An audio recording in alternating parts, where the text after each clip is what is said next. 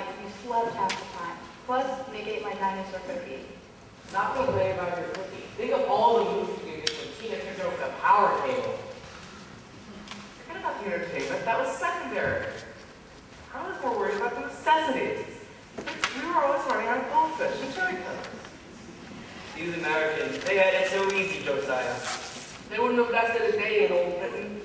Worrying about some cherry coke. In them days, we were glad to press a cup of tea. Cup of cold tea without milk or sugar. Or tea, and a cracked cup and all. Oh, we never had a cup. We used to have to drink out of a rolled-up newspaper. Ha! The best we could manage was to suck on a piece of damn cloth. But you know, we were happy in them days, though we were poor. Because we were poor. My old dad used to say, money doesn't buy you happiness, son. Right. I was. I was happy, and then I had nothing.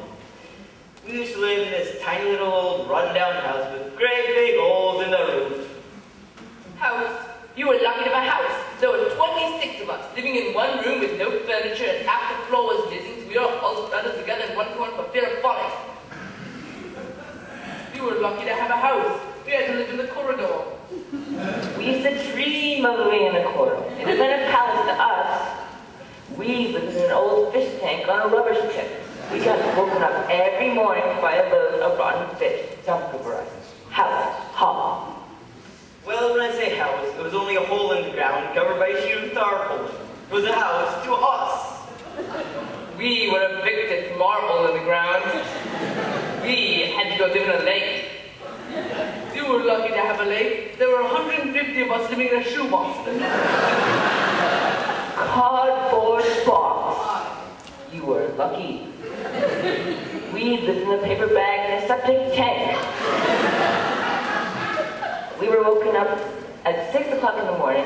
We had to clean the paper bag, eat a crust of stale bread, go to work 14 hours a day, week in, week out, for 6 cents a week. And when we got home, our dad would dress us to sleep his belt.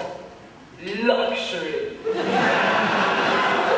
We just had to get up at 4 o'clock in the morning, clean the lake, eat a handful of hot gravel, go to work in the mill for 20 hours a day, day in, day out, for 2 pence a month. When we got home, our dad would thrash us to sleep with a broken bottle. We were lucky.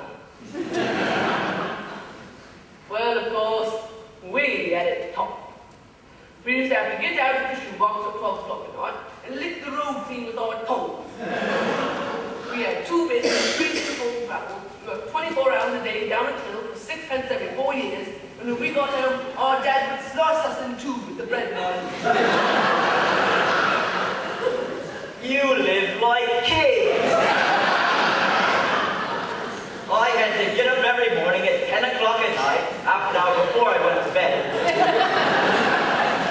Eat a lump of cold poison, go to work down the mill for 29 hours a day, week in, week out, and pay a mill owner for permission to come to work. And when we got home, our dad would kill us and dance about in our grave singing hallelujah. If you try to tell the Americans today that, they wouldn't believe you. What an utterly depressing life. That makes me feel like a rotten foreigner. Why are you talking in a British accent? She's right though, we didn't really have it that bad. We had it pretty easy. But I still want my dinosaur cookie.